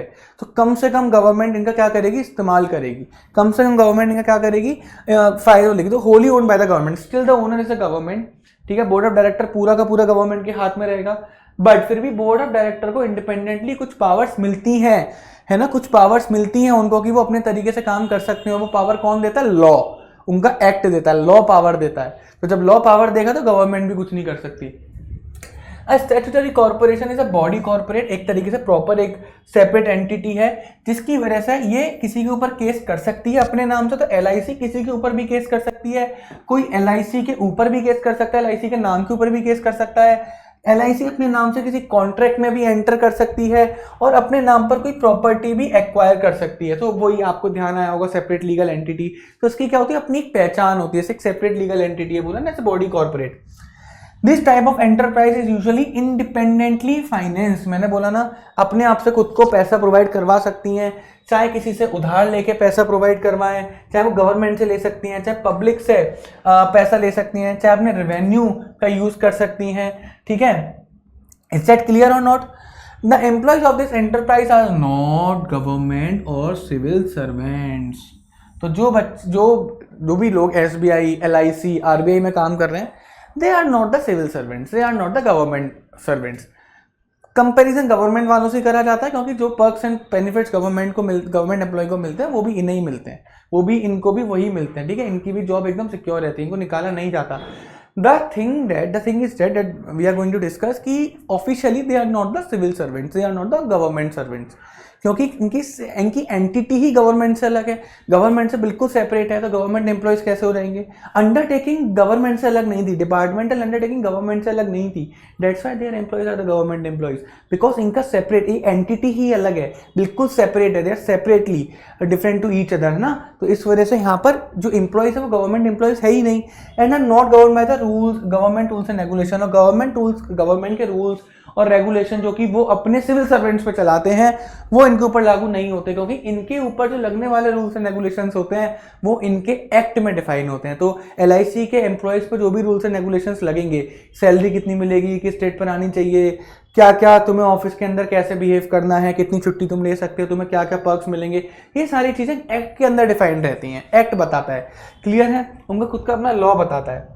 इनके मेरिट्स क्या है? पहली बात एडमिनिस्ट्रेटिव ऑटोनॉमी, तो मैनेजमेंट को एक इंडिपेंडेंस मिली हुई है कि वो अपने मुद्दों को, अपने अफेयर्स को खुद से मैनेज कर सकते हैं विद इंडिपेंडेंस एंड फ्लेक्सिबिलिटी। क्योंकि बोला गया ना, मेजोरिटी ऑफ द मुद्दे पर इन्हें गवर्नमेंट की परमिशन लेने की जरूरत है नहीं, they have the power to make decisions on their own. Administrative autonomy, management independence, कि वो अपना काम खुद से कर सकते हैं, डिसीजन खुद से ले सकते हैं, they don't need to take permission from the government और एनी मिनिस्ट्री, अपना डिसीजन खुद से ले सकते हैं। तो यहाँ पर इंडिपेंडेंस है, फ्लेक्सिबिलिटी है कि मौके पर चीज़ों को बदल सकते हैं, ठीक है, चीज़ों को चेंज कर सकते हैं, मोल्ड कर सकते हैं according to the situation for the benefit of this organisation. Quick decision making है, a public corporation is free from red tapism. हाँ, क्या बढ़िया बात बोली। इसके अंदर पेपर वर्क आपको बहुत कम देखने को मिलेगा। इसके अंदर नहीं है कि आपको मल्टीपल लेयर से परमिशन लेनी पड़ेगी, ऐसा कुछ भी नहीं है। बहुत कम पेपर वर्क, बहुत कम फॉर्मेलिटीज यहाँ पे देखने को मिलेगी। तो रेड टेपिज्म से फ्री है, इस वजह से फाइल वर्क कम होता है, फॉर्मेलिटीज कम होती हैं, जिसकी वजह से डिसीजन मेकिंग क्या हो जाती है, फास्ट हो जाती है। सर्विस मोटिव, इनका काम क्या होता है? The activities of public corporation are discuss in the parliament, this ensures protection of the public interest. इनके मुद्दे भी पार्लियामेंट में डिस्कस करे जाते हैं। जब एलआईसी का आईपीओ आया था तो उसका मुद्दा ओपोजिशन ने बहुत उसके अपोज गए थे कि भाई तुम एलआईसी को बेच नहीं सकते, तुम तो गवर्नमेंट संपत्ति को बेच रहे हो, ऐसा ऐसा बोला गया था। मैं ये नहीं बोल रहा ठीक करा था गलत करा था, वो तो particular percent two percent depend करता है। ये तो इवेंचुअली अब नहीं बाद में भी होगा, बिकॉज जैसे जैसे इकोनॉमी डेवलप होती चली जा रही है, डेवलपमेंट की तरफ बढ़ती है, तो प्राइवेट सेक्टर का रोल गवर्नमेंट सेक्टर से ज़्यादा हो जाता है। गवर्नमेंट सेक्टर बिजनेस सेक्टर से निकलना चाहती है, उसका काम सिर्फ और सिर्फ चीज़ों को देखना होता है कि सारी चीज़ें ठीक चल रही है नहीं चल रही। इवेंचुअली अब नहीं होगा, बट आगे वाले आने वाले टाइम में तो होगा ही होगा बच्चों, ठीक है। क्योंकि गवर्नमेंट को स्पेसिफिकली फिर ये देखना पड़ेगा, धंधा हमारा काम नहीं है, ठीक है, कमर्शियल एक्टिविटीज करना हमारा काम नहीं है, वो प्राइवेट सेक्टर करने दो। हम बस ये देखेंगे प्राइवेट सेक्टर अपना काम ढंग से कर रहा है या फिर नहीं कर रहा, ठीक है। तो इनका मैटर पार्लियामेंट में भी डिस्कस होता है, because again who is the owner? Government is the owner. And government की ओनर कौन है? पब्लिक। तो इनके अंदर जो कुछ भी चीज़ें चल रही, पब्लिक को ज़रूरी है ना जानना ज़रूरी है ना कि भाई हमारा पैसा, क्योंकि एक्चुअल में जो एलआईसी के अंदर जो पैसा चल लग रहा है वो पब्लिक का ही तो लग रहा है, डायरेक्टली और इनडायरेक्टली पब्लिक का ही पैसा है। तो पब्लिक इंटरेस्ट के लिए इनके मुद्दे पार्लियामेंट में डिस्कस होते हैं। पार्लियामेंट में डिस्कशन होना मतलब बहुत बड़ी चीज़ है। अभी नीट के साथ जो भी मसला था वो जब पार्लियामेंट में अपोजिशन ने उसे रेस करा, पार्लियामेंट में वो मुद्दा डिस्कस हुआ, तो नीट एस्पिरेंट से पूछो उन्हें कितना अच्छा लगा होगा। डेट मीन्स जो उनकी गवर्नमेंट है वो भी उस मुद्दे पर एक्शन लेना चाह रही है। क्लियर? एफिशिएंट स्टाफ, क्योंकि इनके अपने खुद के रूल्स एंड रेगुलेशंस हैं, तो ये अपनी रिक्वायरमेंट के हिसाब से, अपने पॉलिसीज के हिसाब से अपने एम्प्लॉयज़ को सेलेक्ट कर सकते हैं। तो उनको कितने पैसे देने हैं, उनका रिक्रूटमेंट कैसे होना है, ये खुद डिसाइड कर सकते हैं। तो डेफिनेटली इनका स्टाफ कैसा होगा? एफिशिएंट होगा, यानी कि काम टाइम पे करने वाला होगा, ठीक है, लापरवाह नहीं होगा। अच्छा स्टाफ पकड़ के लेकर आएंगे, क्योंकि गवर्नमेंट बोलेगी कि गवर्नमेंट बोलती है कि रेम्यूनरेशन कम दो फॉर एग्जांपल, ये बोलेंगे नहीं आपका मुद्दा नहीं है ना, हम डिसाइड करेंगे, हमारे पास अपना एक्ट है, एक्ट हमें पावर देता है, हम अपने रूल्स एंड रेगुलेशंस बनाएंगे, you don't interfere between us, ठीक है ना। तुम बोल रहे 20 दो, हम 50 देंगे, हम अच्छा बंदा लाएंगे। 20 के तुम 4 लाओ, 50 का मैं 1 लाऊंगा, ज़्यादा काम करेगा, समझे, मैं एफिशिएंट स्टाफ उठाऊंगा, है ना। यू डोंट इंटरफेयर, हमारा मुद्दा है ना, जहाँ पर करना हो वहाँ आना, है ना। हम आईपीओ करेंगे तब आना, आईपीओ करेंगे तब आना, तब तुम्हारा काम है, अभी मत आओ please please please stay away, बोल सकते हैं, क्योंकि इनके पास लॉ इन्हें पावर प्रोवाइड करवाता है रूल्स एंड रेगुलेशंस बनाने की। प्रोफेशनल मैनेजमेंट, बिकॉज देखो क्योंकि इनका सेपरेट एंटिटी है, इनके अपने रूल्स एंड रेगुलेशन से, तो मैनेजमेंट प्रोफेशनल होगा। तो इनके जो बोर्ड ऑफ डायरेक्टर्स होते हैं ना, basically the real owner of the company, जो बोर्ड ऑफ डायरेक्टर होते हैं, बिजनेस एक्सपर्ट्स उसके अंदर होते हैं। ऑल्सो और भी मेंबर्स होते हैं जो कि वेरियस अलग अलग लोगों को रिप्रेजेंट करते हैं। लेबर को रिप्रेजेंट करने वाले लोग आपको इनके बोर्ड ऑफ डायरेक्टर में देखने को मिलेंगे, कंज्यूमर्स को रिप्रेजेंट करने वाले लोग आपको बोर्ड ऑफ डायरेक्टर में देखने को मिलेंगे। तो हर मुद्दे पे बात करने वाले लोग बोर्ड ऑफ डायरेक्टर में मिलते हैं। तो जैसे कंज्यूमर से रिलेटेड कोई भी डिस्कशन होना, तो बोर्ड ऑफ डायरेक्टर में कंज्यूमर रिप्रेजेंटेटिव उठाएगा। लेबर जो वर्कर काम कर रहे हैं, जो एम्प्लॉयज़ काम कर रहे हैं, उनसे रिलेटेड कोई मुद्दा है तो लेबर का रिप्रेजेंटेटिव उठाएगा। बिजनेस चलना कैसे है, तो ऑलरेडी बिजनेस एक्सपर्ट्स वहाँ बिठा रखे हैं। और इन सबको नॉमिनेट कौन करता है? Government, because government is the owner, government is the owner. अब गवर्नमेंट मिनिस्टर आके तो खुद बोर्ड ऑफ डायरेक्टर में नहीं बैठ सकता ना, उन्हें कुछ पर्सन्स अपॉइंट करने पड़ेंगे जो कि बोर्ड ऑफ डायरेक्टर में आके बैठे कि भाई तुम चलाओ हमारा वो वाला एलआईसी वाला। क्लियर है? नुकसान क्या है इन रियलिटी, पर सच्चाई में स्टैट्यूटरी कॉर्पोरेशन इतना ऑटोनॉमी, इतना इंडिपेंडेंस इंजॉय नहीं करती जितना बोला था, ठीक है। All the action are subject to many rules and regulations, उनके काम करने के ऊपर भी रूल्स एंड रेगुलेशन है जो कि गवर्नमेंट लगाती है। Government is the owner, owner at least चलेगी ओनर की ना। Government and political interference has always been there in major decision.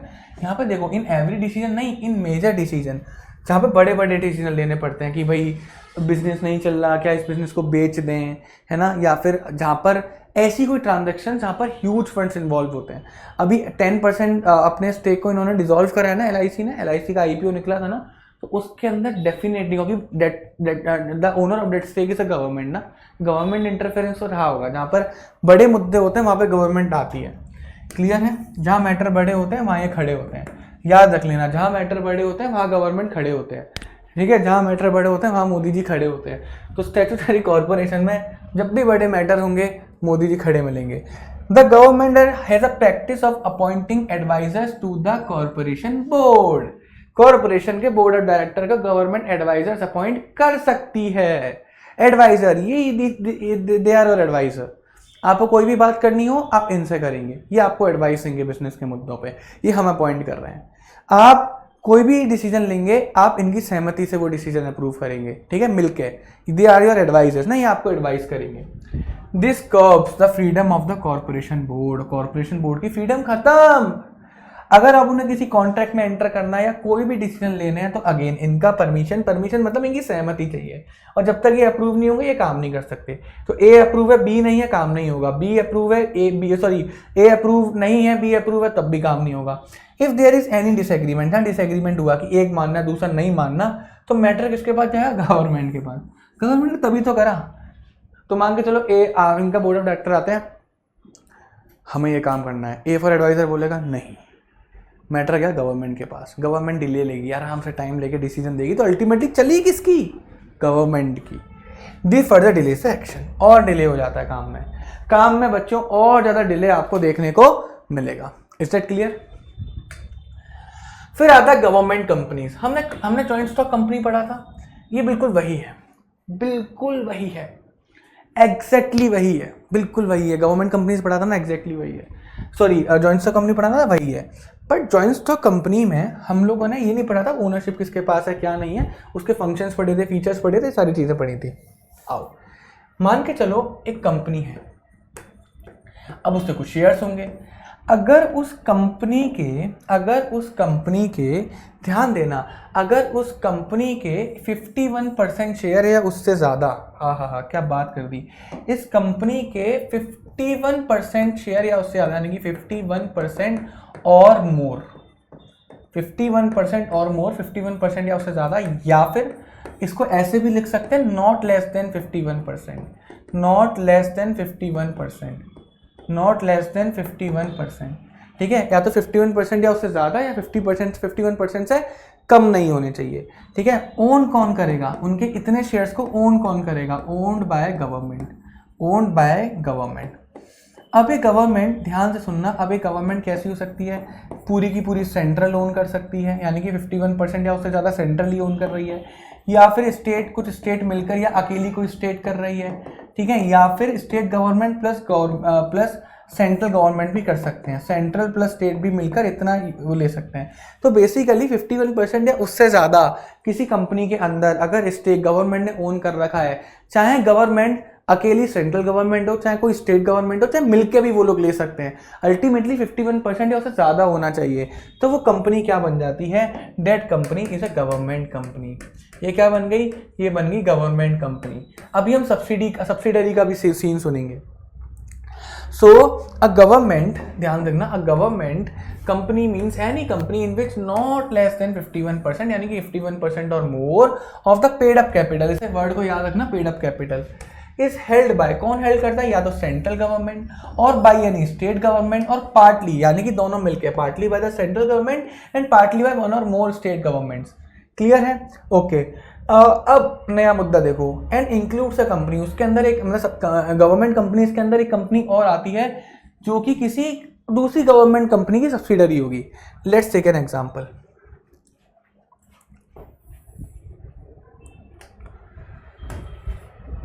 दो कंपनी है, एक कंपनी है P limited, P private limited, ठीक है।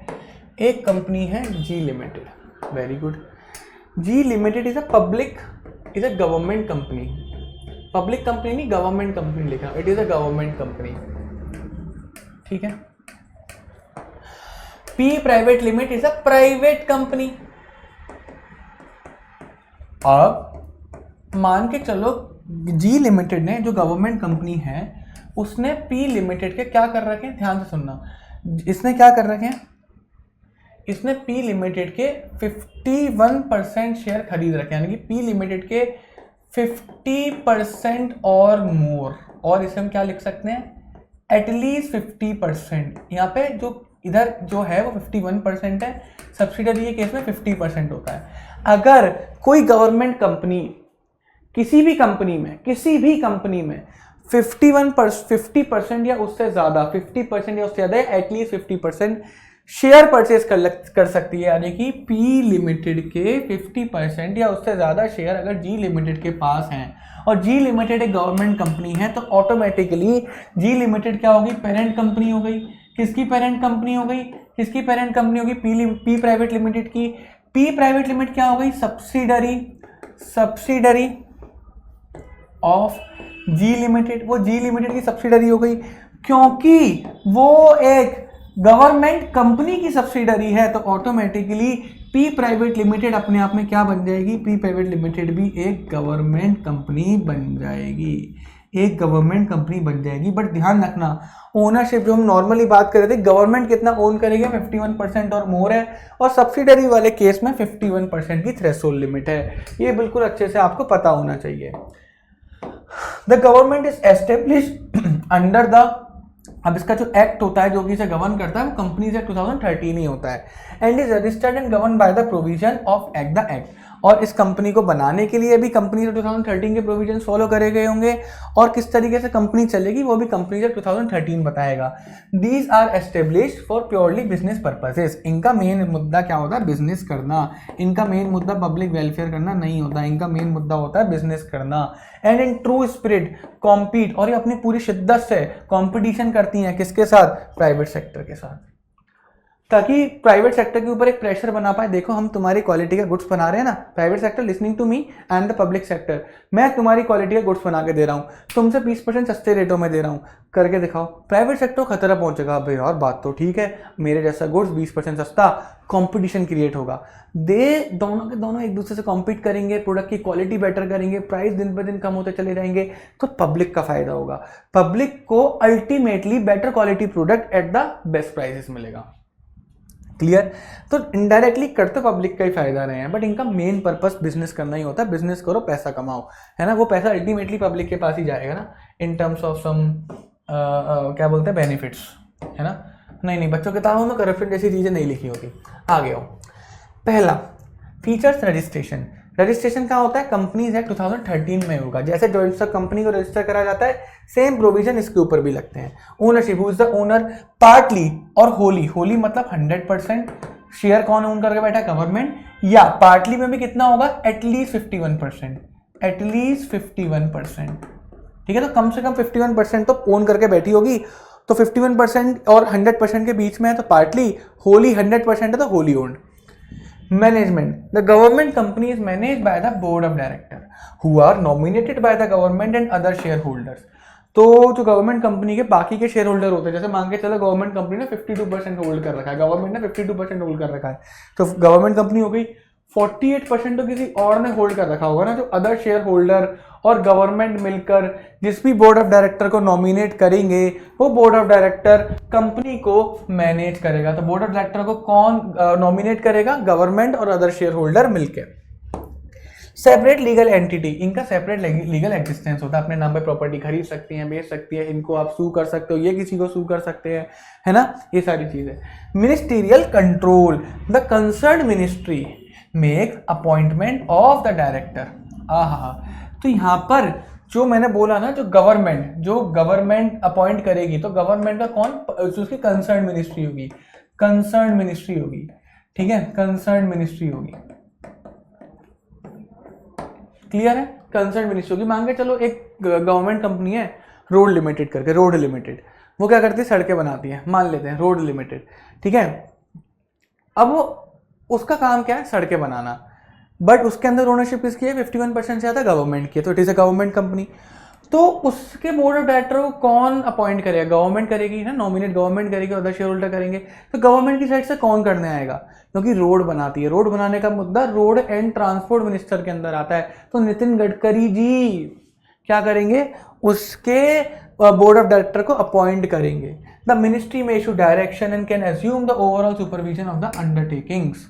तो वो क्या कर सकते हैं, उसको बता भी सकते हैं कि भाई तुम्हें काम कैसे करना है। At least government is a owner ना, गवर्नमेंट इज अ ओनर, वो अपने मिनिस्ट्री के थ्रू इन्हें कंट्रोल करेगी। बट इनका अलग से अपना एग्जिस्टेंस होता है, तभी डिपार्टमेंटल अंडरटेकिंग में नहीं गए। कंपनीज एक्ट इन्हें गवर्न करती है, इनको पावर देती है, तभी डिपार्टमेंटल अंडरटेकिंग में नहीं गए। फाइनेंशियल ऑटोनॉमी, इनके पास फाइनेंशियल ऑटोनॉमी होती है, बोरिंग पावर्स होती हैं। ये अपना पैसा जो है पब्लिक से भी रेस कर सकती हैं, अपनी अलग अलग, जैसे डिबेंचर इशू करके पब्लिक से पैसा रेस कर लिया, पब्लिक डिपॉजिट इशू करके पब्लिक से पैसा रेस कर लिया, शेयर्स इशू करके पब्लिक से पैसा रेस कर लिया, ठीक है। और ये अपने रेवेन्यू को अपनी ग्रोथ एंड एक्सपेंशन में भी यूज कर सकते हैं। ऐसा नहीं है गवर्नमेंट पब्लिक के लिए वो पैसा खर्च कर देगी, गवर्नमेंट ट्रेजरी में तो इनका पैसा जाता नहीं है ना, इनका पैसा अपनी ही कंपनी को बढ़ाने के लिए यूज करा जा सकता है। फायदे क्या होते हैं? A government company can be established by fulfilling the requirement of the Indian Companies Act। तो government company Indian companies act में पता है ना कि किस तरीके से कंपनी को फॉर्म करा जाता है, वो चीज करोगे तो गवर्नमेंट कंपनी को क्या कर सकते हैं, फॉर्म कर सकते हो। बट कंडीशन याद रखना 51% एटलीस्ट गवर्नमेंट होल्ड करनी चाहिए। अलग से इसके लिए कोई एक्ट जरूरी नहीं है, कंपनीज एक्ट के थ्रू आप गवर्नमेंट कंपनी ओपन कर सकते हो। इसके पास सेपरेट लीगल एंटिटी होती है, ये autonomy in all management decision करते हैं। सबसे ज्यादा अगर मैं इंडिपेंडेंस की बात करूं, सबसे ज्यादा इंडिपेंडेंट होती है किसके पास, गवर्नमेंट कंपनी के पास, क्योंकि कंपनीज एक्ट अलग से सबके लिए बनाया गया है ना, उस पर वो नहीं है, तो सबसे ज्यादा ऑटोनॉमी इसी के पास होती है। These companies by providing goods and services at reasonable prices are able to control the market and curb healthy unhealthy business practice. जैसा मैंने अभी बोला है ना, competitor look at me, I am the government company, मैं ये product 100 का बेच रहा हूँ, तू 120 का बेच रहा है, क्वालिटी दोनों की सेम है, पब्लिक मेरा खरीदेगी, तेरा क्यों खरीदेगी, कंपटीशन इंक्रीज हुआ। अब वो मेरे से बेटर प्रोडक्ट बनाएगा और उसे 100 रुपये में बेचेगा, फिर मेरे अंदर आग लगेगी, मैं उससे बेटर प्रोडक्ट बनाऊंगा 95 का बेचूंगा, ऐसे ही चलता रहेगा। तो प्रोडक्ट को बेस्ट प्राइसेस पे और बेटर क्वालिटी प्रोडक्ट मिलेगा, ठीक है। तो इससे क्या होगा कि ये मार्केट को कंट्रोल करते हैं, तो उन्हें प्राइस कम करने थे, ये घुसे मार्केट में, उन्होंने प्राइस कम कर दिए, कंपटीशन ने प्राइस कम कर दिया, इसकी वजह से अनहेल्दी बिजनेस प्रैक्टिसेस। अब वो 20 रुपये फालतू तो खा रहा था, है ना, अनहेल्दी बिजनेस प्रैक्टिसेस क्या हो गई, रिमूव हो गई मार्केट से। क्लियर है? डिमेरिट्स क्या होते हैं? Since the government is only share holder, है ना, in case of wholly owned की बात मैं करता हूँ ना, होली ओन्ड गवर्नमेंट कंपनी में गवर्नमेंट सिर्फ और सिर्फ शेयर होल्डर होती है। The provision of the company does not have much relevance, है ना। तो जहाँ पर होली ओन्ड गवर्नमेंट कंपनी की बात हो तो कंपनीज एक्ट के प्रोविजन तो मैटर करते नहीं है। वी आर द गवर्नमेंट, हमने तो कंपनीज एक्ट बनाया है, हम पूरे के पूरे ओनर हैं, कोई है ही नहीं जो आवाज़ उठा ले। अगर मान के चलो 55% गवर्नमेंट ने ओन कर रखा है, 45% किसी प्राइवेट प्लेयर ने, माना अंबानी ने होल्ड कर रखा है, 55% गवर्नमेंट ने कर रखा है, कहने गवर्नमेंट कंपनी है। बट क्या अंबानी जी इसके छोटे मोटे शेयर होल्डर हैं? The answer is no, Ambani ji छोटे मोटे शेयर होल्डर तो नहीं है। अंबानी जी गवर्नमेंट कोई भी एक्शन लेती है जो कि अंबानी जी के अगेंस्ट जाएगा तो अंबानी जी भी कम नहीं पड़ेंगे, वो कहेंगे भाई साहब 10% ही कम हूं मैं तुमसे, है ना। तो उस जगह पर हो सकता है गवर्नमेंट मनमानी ना कर पाए, लेकिन जिस जगह पर 100% गवर्नमेंट के हाथ में हो तो गवर्नमेंट मनमानी करेगी। इट इवेट्स कॉन्स्टिट्यूशनल रिस्पॉन्सिबिलिटी, और कभी कभी ये हो सकता है कॉन्स्टिट्यूशनल रिस्पॉन्सिबिलिटी को भी इवेट कर देते हैं, because we are the government वही ना चलाते हैं, तो अपने वो पावर्स का यूज कर आकर which a company finance by the government should have. It is not answerable directly to the parliament, क्योंकि पार्लियामेंट में भी इनके मुद्दे नहीं उठाए जाते, they are not answerable to the parliament. Statutory corporation को उठाए जाते हैं, डिपार्टमेंटल के तो उठाने पड़ेंगे because it is the government itself, इसके मुद्दे पार्लियामेंट में भी नहीं उठाए जाते। The government being the sole shareholder, वही wholly owned, the management and administration rest in the hands of the government, है ना, क्योंकि कोई और है ही नहीं, कोई ओनर है ही नहीं, सब कुछ हम डिसाइड करेंगे, तो हमें डिसाइड करेंगे कौन मैनेजमेंट में होना चाहिए, एडमिनिस्ट्रेशन में होना चाहिए, ये हम डिसाइड करेंगे। The main purpose of a government company registered like other company is defeated.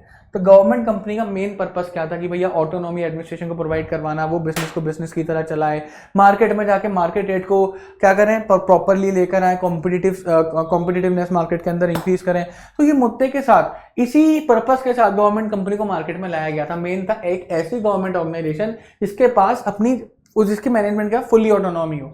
वो मुद्दा ही खत्म हो गया, समझा नहीं समझे? अब मेरे को बताओ, क्या प्राइवेटाइजेशन जरूरी है? बिल्कुल जरूरी है। अब आता है ग्लोबल एंटरप्राइजेस। ग्लोबल एंटरप्राइजेस का नाम सुन के आपको पता लग गया होगा, वो एंटरप्राइजेस जिसका बिजनेस मल्टीपल कंट्रीज के अंदर चलता है। तो मल्टीनेशनल कंपनीज, हम एमएनसीज मल्टीनेशनल कंपनीज भी बोल देते हैं, मल्टीनेशनल कॉर्पोरेशंस भी बोल देते हैं। Are refer to MNCs are the corporation that operate, जो ऑपरेट करते हैं, एंड हैव बिजनेस एक्टिविटी, उनका बिजनेस मल्टीपल कंट्रीज में रहता है अराउंड द वर्ल्ड, पूरी दुनिया में।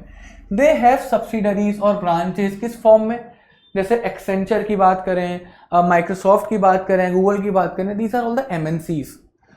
तो इनका हेड ऑफिस होता है एक जगह पर सिचुएटेड, और उस हेड ऑफिस से ये अपनी मल्टीपल ब्रांचेस को, सब्सिडरीज को क्या करती हैं, ऑपरेट करती हैं मल्टीपल कंट्रीज में। So they have the network, they have the business activities in multiple countries. Clear है? These are called the global enterprises. अलग अलग कंट्री में इनके ब्रांचेस होते हैं, सब्सिडरीज होती है, जो कि इन्हें अलाउ करती है कि ये अपना बिजनेस ग्लोबल स्केल पे यानी कि पूरी दुनिया में कर सकें। फीचर्स क्या होते हैं भैया? पैसा तो बहुत होता है, huge capital resources. These businesses are characterized by possessing huge financial resources, बहुत पैसा है, एंड द एबिलिटी, और एबिलिटी भी बहुत ज़्यादा है कि ये बहुत पैसा रेज कर सकते हैं अलग अलग सोर्सेज से, because they have the very good reputation, so they have the very huge capital raising abilities. इनके पास बहुत कैपिटल रेज करने की ताकत होती है, और बहुत कैपिटल ऑलरेडी इनके पास होती भी है। फॉर एग्जाम्पल एप्पल के पास हमें पता है कितना कैश है। Foreign collaboration, global enterprises usually enter into agreements with Indian companies. तो ये क्या करते हैं, इंडियन कंपनी के साथ एग्रीमेंट कर लेते हैं pertaining to the sale of technology, production of goods, use of the brand names for the final product. एक एग्जांपल मैं इस चीज़ का देना चाहता हूँ। फॉर एग्जांपल मारुति सुजुकी है ना, अभी तो मारुति का पूरा शेयर सुजुकी ने खरीद लिया, बट थोड़े साल पहले की बात करते हैं जब मारुति का भी अपना वर्चस्व हुआ करता था। मारुति सुजुकी की बात करते हैं। बेसिकली मारुति एक इंडियन कंपनी है, सुजुकी एक जापानीज कंपनी है। वो जापानीज कंपनी इंडिया आई है ना, ग्लोबल एंटरप्राइजेस, वो आपस में मिले और उन्होंने मिलकर एक प्रोडक्ट बनाया, दैट इज कॉल्ड मारुति 800। तो बेसिकली अब एक ग्लोबल कंपनी अगर दूसरी कंट्री में जाना चाह रही है तो वहाँ की कंट्री में अपना प्रोडक्ट किस तरीके से बनाए। तो मेरे पास सारी चीज़ें नहीं है, मान के चलो मैं ग्लोबल कंपनी हूँ, मुझे इंडिया में जाना है, और इंडिया में तो मैं इंडियन कंपनी के पास गया, मैं बोलता हूँ यार मुझे ये प्रोडक्ट बेचना है। इंडियन कंपनी बोलती है देख हमने मार्केटिंग रिसर्च कर रखी है, बट हमारे पास टेक्नोलॉजी और पैसा नहीं है। हमारे पास जगह है, प्लांट है, हमारे पास लेबर है, हमारे पास पूरी मार्केट रिसर्च है कि प्रोडक्ट क्या चाहिए, बट उस प्रोडक्ट को बनाने के लिए टेक्नोलॉजी नहीं है। हमारे पास रॉ मटेरियल भी है, सब चीज़ है। तू टेक्नोलॉजी ला, तू पैसा ला, ठीक है, तू पैसा ला, टेक्नोलॉजी ला, मैं लेबर लाता हूँ, जगह लाता हूँ, रिसर्च लेकर आता हूँ। जब ये दोनों चीज़ आपस में मिल जाएंगी तो क्या करेंगे हम लोग, मार्केट में अपना प्रोडक्ट लॉन्च करेंगे, और तेरा भी फायदा होगा, मेरा भी फायदा होगा, है ना।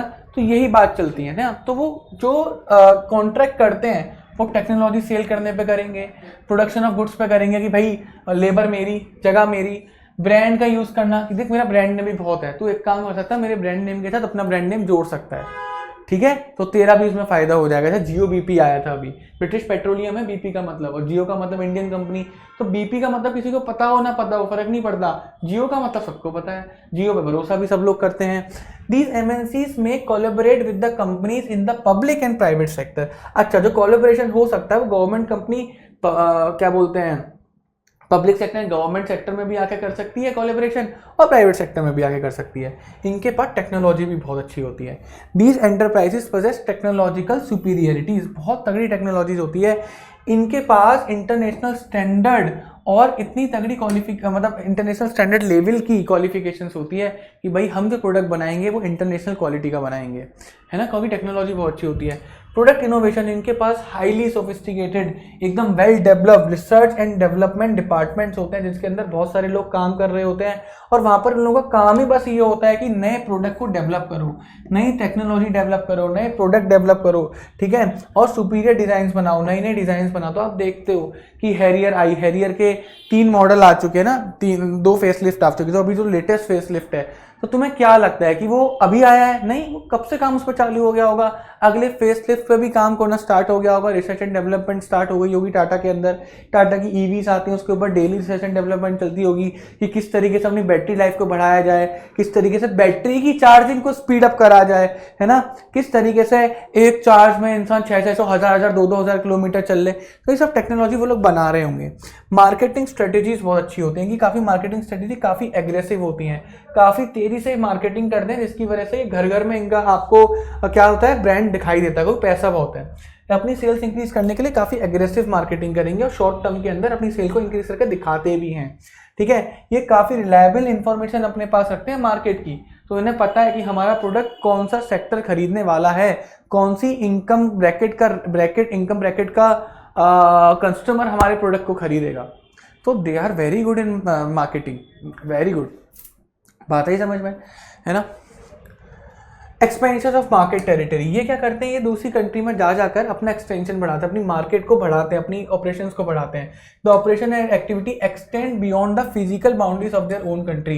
ये सिर्फ और सिर्फ अपनी कंट्री में अपना बिजनेस नहीं चलाते, अपनी कंट्री से बाहर जाकर भी अपना बिजनेस चलाते हैं, है ना। अपनी कंट्री से बाहर जाकर अपना भी बिजनेस चलाते हैं। सेंट्रलाइज कंट्रोल होता है, इनका हेडक्वार्टर होता है एक, और हेडक्वार्टर इनकी होम कंट्री के अंदर होता है, और वहीं से उस हेडक्वार्टर के थ्रू ही ये कंट्रोल करते हैं अपनी सारी ब्रांचेस और सब्सिडरीज को जो पूरी दुनिया में फैली हुई हैं, However, this control is limited to the broad policy framework of the parent company.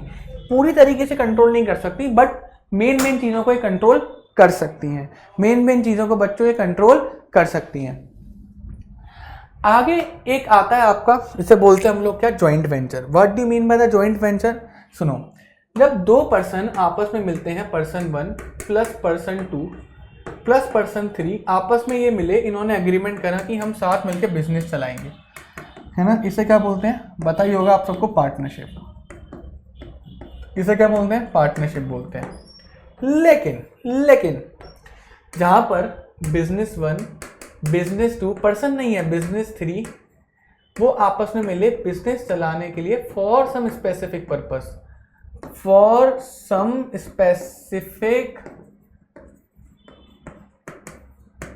Project या फिर कुछ स्पेसिफिक पर्पस के लिए, तो उसको बोला जाता है क्या, जॉइंट वेंचर। तो जॉइंट वेंचर में दो बिजनेस आपस में मिलते हैं और वो दो बिजनेस आपस में मिलकर एक प्रोजेक्ट पूरा करते हैं। जैसे कि एक एग्जांपल मैं देना चाहता हूँ, मान के चलो एक लड़का है जिसका नाम है ए और एक लड़का है जिसका नाम है बी। ए है आर्किटेक्ट, एक है बच्चों आर्किटेक्ट, बी है बच्चों इंटीरियर डिजाइनर।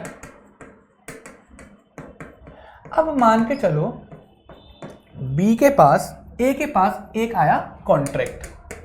उस कॉन्ट्रैक्ट में ये लिखा था कि इसे ना एक बिल्डिंग बनानी है और 100 करोड़ का कॉन्ट्रैक्ट था। एक बिल्डिंग इससे पूरी तरीके से बनाकर देनी है, A to Z बनाकर देनी है, along with the fan, furniture, सारी चीज़ें फुल फर्निश इसे बिल्डिंग बना के देनी है। ये कहता है as I am an architect, मैं बिल्डिंग का स्ट्रक्चर तो बना दूंगा, कैसे कैसे होगा वो सारी चीज़ें बना दूंगा, लेकिन अंदर का फर्नीचर बनाना, क्या कलरिंग करनी है क्या नहीं करना, वो सारा काम तो इंटीरियर डिज़ाइनर का होता है। ये दोनों अपना अपना बिजनेस चला रहे हैं, ठीक है। ये ए बिजनेस है, ये बी बिजनेस है। ये दोनों आपस में मिले, ये इसके पास गया, ये एग्री करी और इन्होंने मिलकर उस 100 करोड़ की बिल्डिंग को बनाया।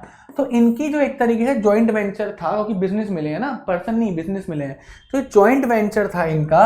वो जॉइंट वेंचर तब तक ही चलेगा जब तक ये बिल्डिंग बनकर तैयार नहीं हो जाती। जिस दिन बिल्डिंग बनकर तैयार हुई, जो प्रॉफिट हुआ आपस में बांटा और अलग अलग हो गए।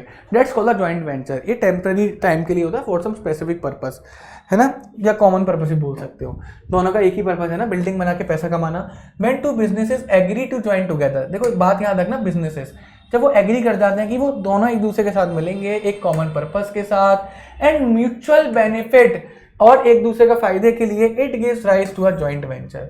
These two organizations may be private, public owned और गवर्नमेंट ओन्ड और अ फॉरेन कंपनी। यानी कि ध्यान से सुनना, प्राइवेट प्लस गवर्नमेंट भी हो सकती है, ठीक है, प्राइवेट प्लस फॉरेन भी हो सकता है, गवर्नमेंट प्लस फॉरेन भी हो सकता है, गवर्नमेंट प्लस फॉरेन भी हो सकता है, प्राइवेट प्लस फॉरेन भी हो सकता है, गवर्नमेंट, ठीक है। ये इतनी सारी तरीके ये यहाँ पर आप देख सकते हो। Features, increase resources and capacity. देखो जब दो बिजनेस आपस में मिलेंगे तो दोनों की ह्यूमन रिसोर्सेज भी मिलेंगे, फाइनेंशियल रिसोर्सेज भी मिलेंगे, दोनों की फैक्ट्री का सेटअप भी आपस में आके मिलेगा। तो उनके जो रिसोर्सेज होते हैं, साधन होते हैं, वो क्या हो जाते हैं, बड़े हो जाते हैं। Get larger resources financially as well as human resources, enabling the company to grow and expand more quickly and efficiently. पैसा आ गया, इंसान आ गए, अब अपना काम, एक्सपर्टीज आ गई दोनों की, अब अपना काम क्या कर सकते हैं और तेजी से आगे बढ़ा सकते हैं। Access to new market and distribution network. When a business enter into joint venture, it can access new market. इसका सबसे अच्छा एग्जाम्पल है, कि जब हीरो होंडा का जॉइंट वेंचर हुआ था, देखो Honda is a Japanese company, again hero is an Indian company, Honda I hero के पास, उसने हीरो को टेक्नोलॉजी दी, हीरो ने मार्केट रिसर्च दिया, तो होंडा ने अपना इंडिया में जगह कैसे बनाई, हीरो के साथ मिलकर, और होंडा ने साथ में अपनी एक होंडा नाम की अलग कंपनी खोली जिसके अंदर गाड़ियां भी बिक रही हैं और बाइक्स भी बिक रही हैं, Honda Activa is the best example. तो आया कैसे, डिस्ट्रीब्यूशन नेटवर्क उसे मिला कैसे, उसे नया मार्केट मिला कैसे, जब वो हीरो के साथ आके मिली। Access to technology, advance techniques of production leads to superior quality of the product and reduce the cost of production.